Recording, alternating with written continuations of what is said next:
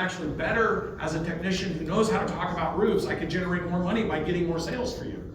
So now I'm working on the weekends, picking up new jobs because I'm going to double my income because I'm also becoming a salesperson for you. Because that's what you did when you started your business.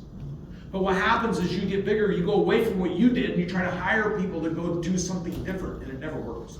So how do you take the best of what everyone did? And that's what these little slides are, is what competencies had to be developed to get to the next level. Because at 75 to 125 million, you, on a 6-point scale, you gotta be a 3 to 5 at least, or you're never gonna get there. Does that make sense to you?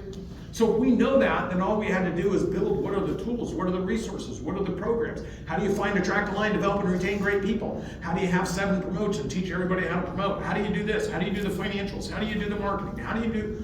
It's a system. And that system is 240 things to get to the top. And the person that has to become an expert at it is the business owner. You can't defer your leadership to somebody else. You can't defer what data to look at to a third party and think, well, they're going to care like me.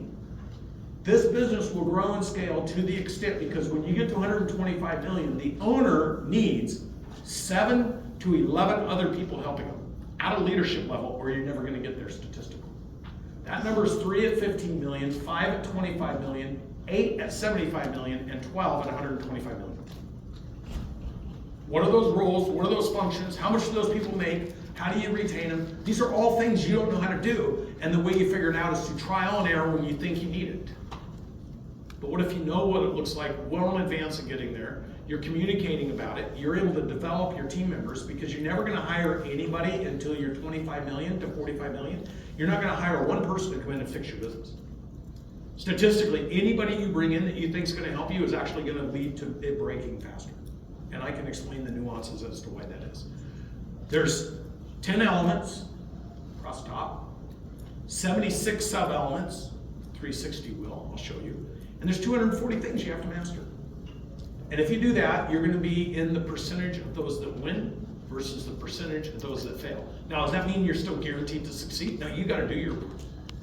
If you're saying you're working on leadership skills, you can't come in and treat your team shitty. You can't flip out when your partner sues you. You got to be like mature about it and handle it. You have to be the steady data in the business, because if you're not, who is? Does this make sense to you? Like this is a process of growing.